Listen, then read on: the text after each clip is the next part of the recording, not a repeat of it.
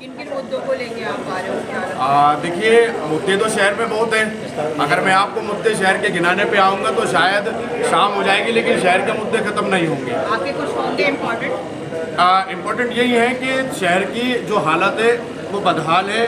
आप शहर की गली कूचों सड़कों पे निकलेंगे तो यकीन मानिए आप महसूस करेंगे कि सड़कों में गड्ढे नहीं हैं, बल्कि गड्ढों में सड़कें पड़ी हुई हैं।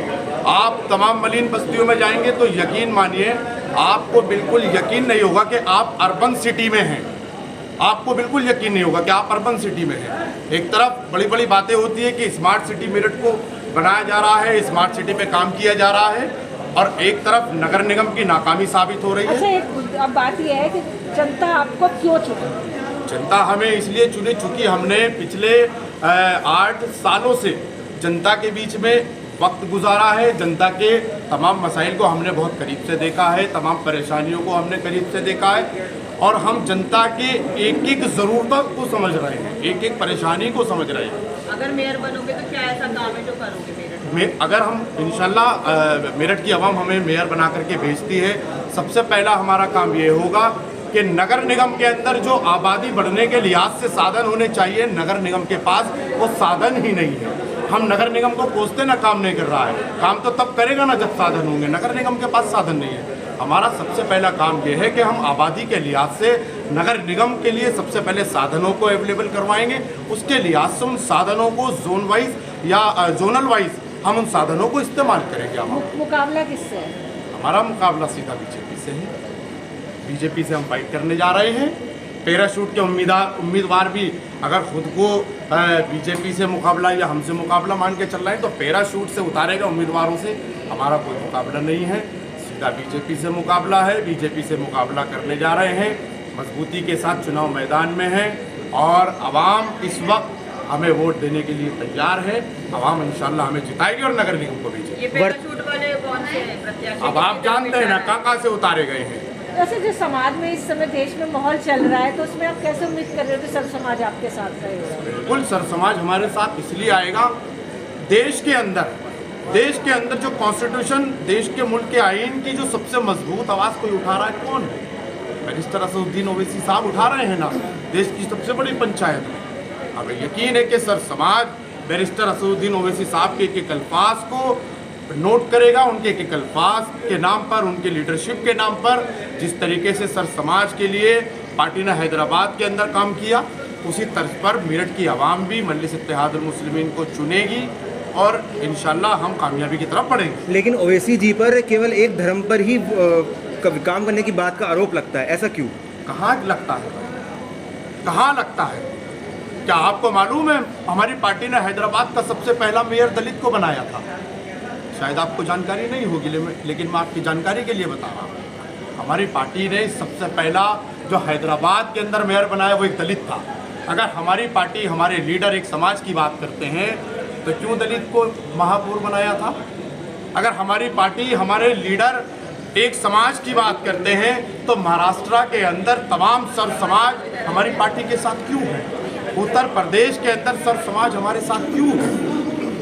क्यों हमारे साथ? जिस तरीके की इस समय भाषा का प्रयोग हो रहा है तो उससे तो देखकर नहीं लगता कि सब समाज साथ होगा। कहाँ भाषा का प्रयोग हो रहा है?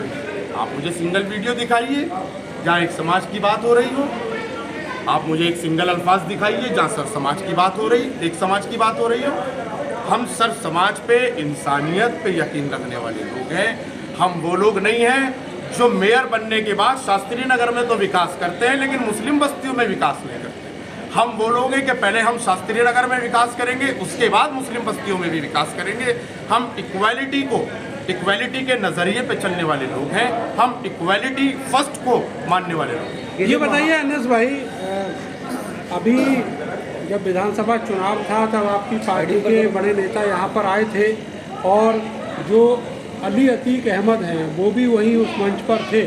हाल ही में उनके जो वालिद हैं उनकी हत्या कर दी गई प्रयागराज में। आप क्या मानते हैं उसका इस चुनाव पर कहीं कोई असर है? देखिए, असर की बात तो यह है कि वो किस पसपंजर में हुई है, वो सारी चीज़ें पूरा प्रदेश जानता है। और रही बात उनके मंच पे आने की, वो पॉलिटिशियन थे, सपा में भी रहे हैं, बसपा में भी रहे हैं। उसी लिहाज से उन्होंने मजलिस इत्तेहादुल मुस्लिमीन भी ज्वाइन की। हमारी पार्टी के मंच पे आए, हमारे यहाँ सबका वेलकम होता है, सबका वेलकम होता है। अब वो उसकी कैटेगरी पे, उसके पिछले बैकग्राउंड पे निर्भर करता है कि पार्टी उनको कितना आगे बढ़ने का मौका देती है। आप ये बताइए कि वो जो कुछ हुआ अतीक अहमद के मामले में, उसको पार्टी किस नज़रिए से देखती है?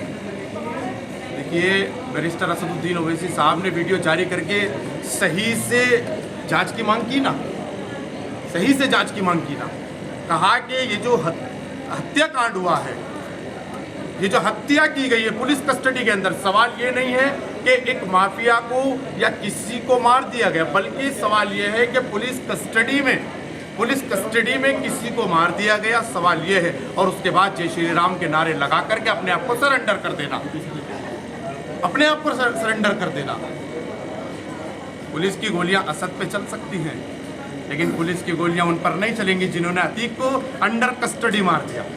पुलिस के वेपन माने लगा रहे हो कि अतीक पर चल सकती है। विकास दुबे का भी एनकाउंटर हुआ था, इस तरीके का तो नहीं होना चाहिए। आपका अतीक के मामले में क्या कहना है? देखिए, विकास दुबे का इनकाउंटर हुआ था। अतीक अहमद ने तो पुलिस पे गोलियां नहीं चलाई थी ना, विकास दुबे ने तो पुलिस पे गोलियां चलाई थी ना। कितने पुलिस वालों को मारा था उन्होंने, बताइए? हत्या की थी ना। अतीक अहमद तो पुलिस पे गोलियां नहीं चलाए, वो तो पुलिस कस्टडी में चल रहे थे ना, उनको एकदम से आकर ये साजिश थी, ये साजिश थी। नहीं, वो जांच तय करेगी कि ये साजिश थी या क्या। अच्छा, वो जांच तय करेगी। ये जो महापौर अभी नहीं है मेरठ में, ये कहा जाता है कि चुनाव लड़ने के बाद कभी जनता के बीच में गई नहीं है, तो क्या आप जाएंगे? वही हम यही तो कहना चाह रहे हैं। इस बार आवाम से भी हम ये गुजारिश करना चाह रहे हैं कि आपके बीच में 5 साल पहले भी पैराशूट की उम्मीदवार आई थी, वो पैराशूट की उम्मीदवार थी ना, इसलिए आपके दरमियान में नहीं। इस बार उनको चुनिए जो आपके बीच में रहते हैं, आपकी तमाम परेशानियों को हल करना चाहते हैं, जो आपकी परेशानियों को समझते हैं। जिसको आवाम की परेशानियों का ही नहीं मालूम, वो हल कैसे करेगा? अच्छा, लोग ये कह रहे हैं कि मेरठ नहीं वेनिस बन जाता है बरसात के दौरान, क्योंकि पानी जगह जगह भर जाता है। तो क्या ठोस आप कुछ कर पाएंगे? पानी के भरने के लिए सबसे पहले आवाज़ उठाने वाला भी हमारा संगठन था। हमने मेयर साहिबा के पोस्टर लगाए थे, उनसे हमने सवाल किया था अपने बैनर और पोस्टर के जरिए, और बिल्कुल ये कंडीशन है। हमने नगर निगम से पंपों की मांग की, तो हमने देखा कि वहाँ साधन ही नहीं है, वहाँ नगर निगम के पास पानी निकालने के लिए पंप ही नहीं है।